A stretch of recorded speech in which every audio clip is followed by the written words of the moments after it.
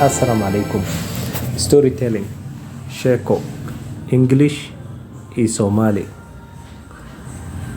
My name is Shukri. Magacaygu waa Shukri. My name is Shukri. Magacaygu waa Shukri.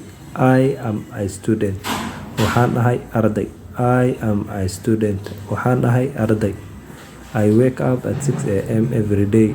Waxaan soo kacaa 6 subaxnimo maalin kasta. I wake up at 6 a.m. every day. Waxaan soo kacaa 6 subaxnimo maalin kasta. I wash my face. Waxaan dhaqan wajiga. I wash my face. Waxaan dhaqan wajiga. I take cold shower. Waan qabaysan. To feel fresh. Waan qabaysan. I take cold shower. Waan qabaysan. To feel fresh. Si aan u dareemo nashaad. To feel fresh. Si aan u dareemo nashaad.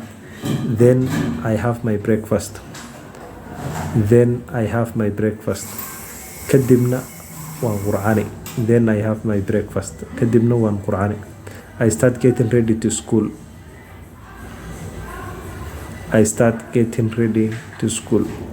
Waxaan guda galaa isu diyaarinta iskoolka. I put on my uniform. Waxaan xiranaa dharka iskoolka. I put on my uniform. Waxaan xiranaa dharka iskoolka. I leave the house on time. Waxaan ka bixi guriga waqti wacan. I leave the house on time.